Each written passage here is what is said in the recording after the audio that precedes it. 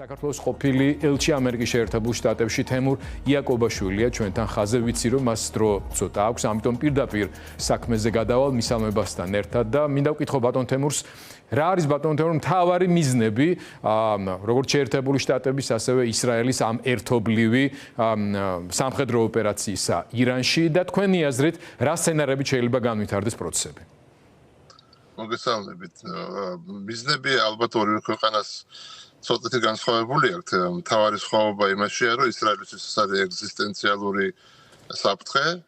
ირანი იმ მდგომარეობაშიც იყო რამოდენიმე დღის წინ, რომელიც მიუხედავად 12-დღიანი ომისა ძალიან აქტიურად ეწეოდა გადაიარაღებას და ამერიკისთვის ეს არის საფრთხე უკვე რეგიონთან მიმართებაში, რომელიც ემუქრება ამერიკის ირანი ემუქრებოდა ამერიკის მეკავშირეებს და ემუქრებოდა ამერიკის სამხედრო ბაზებს. ამიტომ ამ ორი ფაქტორის შერწყმამ გამოიწვია სამხედრო ოპერაცია და მე ვფიქრობ, რომ უკვე ლაპარაკი იმაზე აღარ არის, რომ ის რეჟიმი შენარჩუნდება თუ არა, ლაპარაკია როდის მოხდება მისი დამხობა და რა მოხდება მის შემდეგ.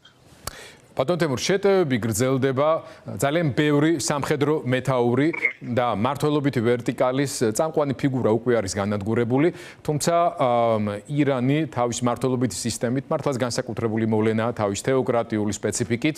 როგორ ფიქრობთ, როგორ შეიძლება განვითარდეს მოვლენები და რა ვერსიებისთვის, რა სცენარებისთვის არის უფრო მეტად მზად დასავლური კოალიცია შეიძლება ასე ითქვას?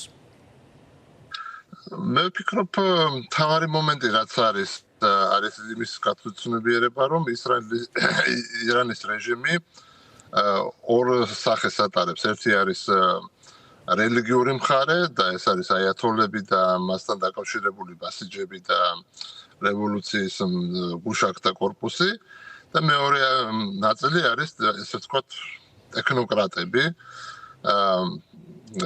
ტექნოკრატებისთვის სულ ერთი არ არის რა მოხდება ქვეყანაში, ისინი არ არიან რელიგიური ფანატიკები, ამიტომ მე ვფიქრობ, რომ ამერიკის შეერთებული შტატების ბოლოდროინდელ პოლიტიკას თუ გადავხედავთ, უკვე ეს არ არის სიტუაცია, როდესაც მთლიანად უნდა ყველაფერი გამოიცვალოს, როგორც მოხდა ეს ავღანეთში ან ერაყში ან სირიაში, არამედ ისინი ეწევიან უფრო ბატონ თემურ, ძალიან საინტერესო მაგალითებით დაიწყეთ ამ შემთხვევაში და დარწმუნებული ვარ, ალბათ მიხვიდოდით ვენესუელას მაგალითამდეც ჩვენ კარგად ხვდებით, რომ ერთის მხრივ ტრამპის მიდგომა და პოლიტიკა მთლიანად ეწინააღმდეგება ტაქტიკას, რომელიც გამოყენებული იქნა როგორც ერაყში, ასევე ავღანეთში, ანუ აი ამ გრძელვადიან ღრმა კონფლიქტებში ჩაფლობას მოერიდება ტრამპის ადმინისტრაცია, მაგრამ მეორეს მხრივ ყველა კარგად ხვდება, რომ მადუროს მსგავსად გატაცებული ადამიანის მომენტალური ფაქტობრივად ჩანაცვლება რაღაცა ტიპის ადგილობრივი ვერტიკალით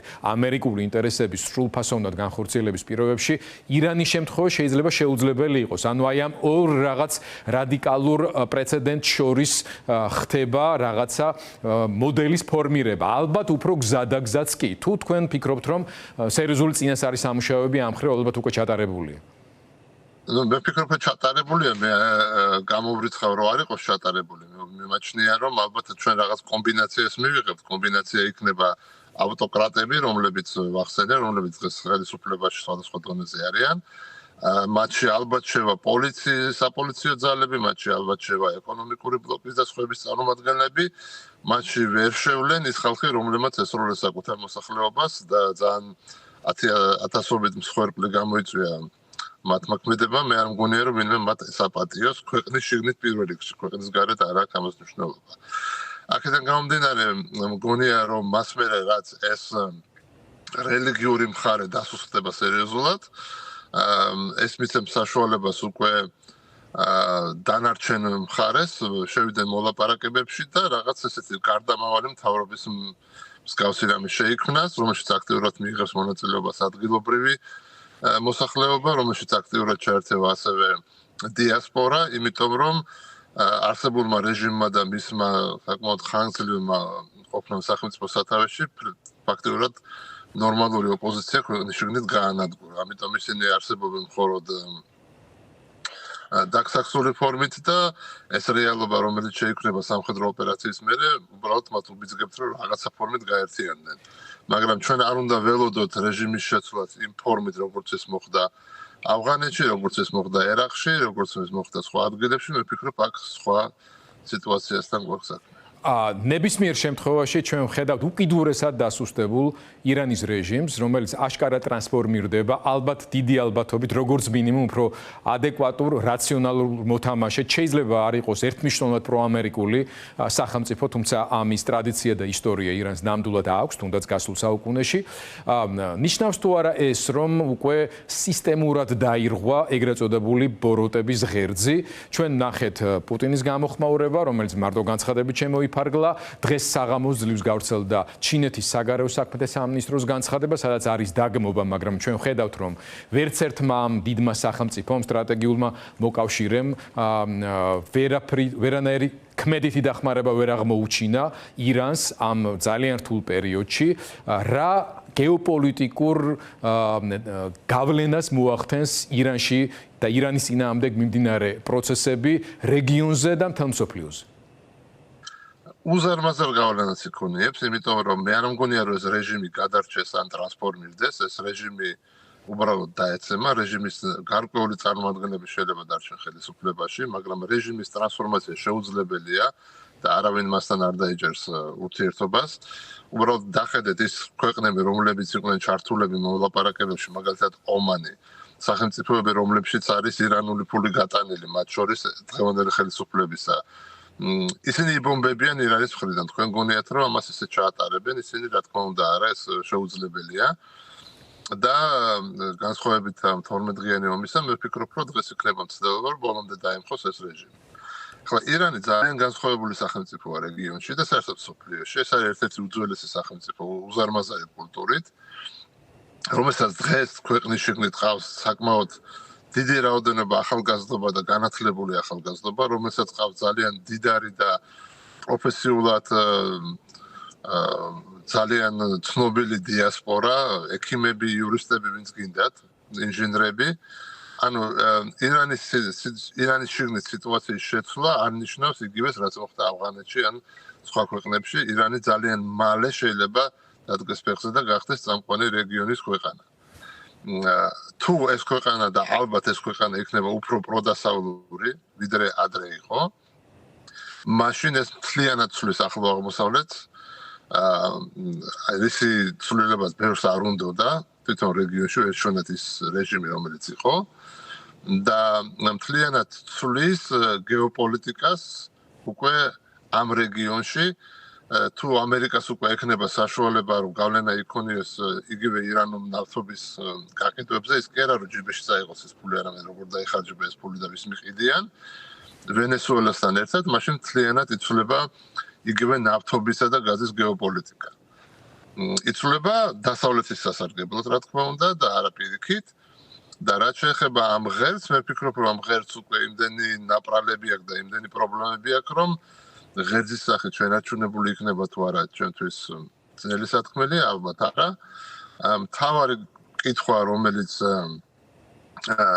მე მებადება ამ შემთხვევაში, არის არა ნავთობი და გაზი, არამედ რა მომავალი ექნება შიიტურ რელიგიურ მიმართულებას, იმიტომ რომ დღეს უკვე ლაპარაკი მიდის იმაზე, რომ რატომ არ ერთობა მაგალითად ხიზბალა ომში, იმიტომ რომ მათ ეს იარაღი ჭირდებათ თავის დასაცავად სუნიტებისაგან და არა ისრაელისაგან. აი ესეთი რაღაცები კი შეიძლება მოხდეს.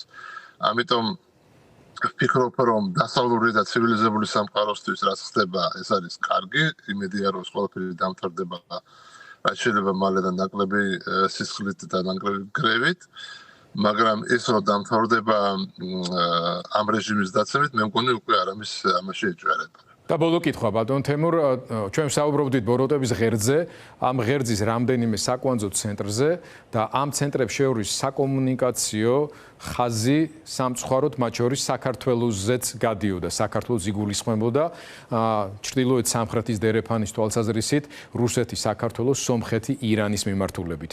სომხეთი, რაც არ უნდა უცნაურად ჩანდეს ეს ყველაფერი, მაგრამ ფაქტია, ამ ჯაჭვიდან ამოვარდნილი იყო მიუხედავად იმისა, რომ ირანთან მაინც ინარჩუნებდა ნორმალურ ურთიერთობას, მაგრამ რუსეთთან მის დამოკიდებულების შესახებ ვიცის მაყურებელმა აღარ დავაკონკრეტებ. რჩება საქართველოს ამ სიტუაციაში რა გავლენას მოახდენს თქვენ ისაუბრეთ მთელ მსოფლიოზე მოახდენს და ყველა ვარიანტში ახდენს ეს გავლენას რეგიონზე და პატარა ქვეყნებზე.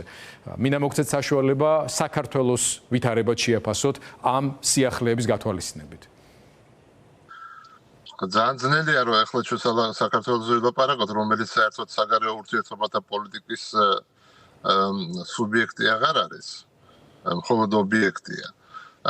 და სანამ სუბიექტი არ გახდება, ძნელია იმაზე ლაპარაკი თუ რა მოხდება საქართველოში, რომელიც დღეს განიხილება როგორც რუსეთის რაღაც პროვინცია და რომელზეც ალბათ რუსეთს უნდა ევაჭროს თუ ვინმეს უნდა რაღაცაზე ვაჭრობა. მე ვფიქრობ, რომ ეს რეალობა დიდი ხანი ვერ შენარჩუნდება და ეს საქართველოში ყოველთვის იყო ხოლმე გარეძვრების ეხო ყოველთვის აღწერდა ქვეყნის შიგნით და მე არ მგონია რომ ირანი იყოს გამონაკლისი, ირანში მომხდარი მოვლენები აუცილებლად რაღაცა ფორმით აისახება საქართველოში. ალბათ პირველ რიგში იმ ფორმით, რომ არავინ არ დაივიწყებს სატირალში წასულ საქართველოს ხელისუფლებას და როცა იქ ათასობით მშვიდობიან მოსახლეობას ხოცავდნენ ირანის დროშებით ანსებულ ანძას. ესეთი რაღაცები როგორც წესი ირანელებს მით უმეტეს არ არიწყდება.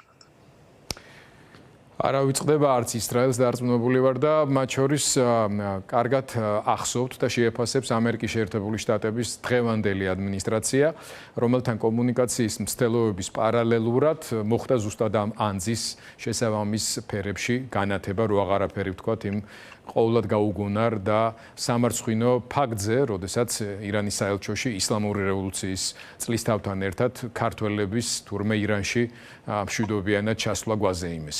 ბატონ თემურ, ძალიან დიდი მადლობა. რაიმეს დამატებად თუ არ გსურთ, აღარ შეგაყოვნებთ. მე უბრალოდ მიმაჩნია, რომ არავის აღარ აქვს ილუზიები დასავლეთში და ალბათ არც აღმოსავლეთში საქართველოს ხელისუფლებასთან მიმართებაში, არც რუსეთში. უბრალოდ რაღაცას აქვს თავისი ვარგისიანობის ვადა და მე ვფიქრობ, რომ უვარგისობასაც აქვს ვარგისიანობის ვადა. ძალიან დიდი მადლობა. საქართველოს ყოფილი ელჩი შეერთებულ შტატებში თემურ იაკობაშვილი ვაშინგტონიდან გვიზიარებდა მის მოსაზრებებს.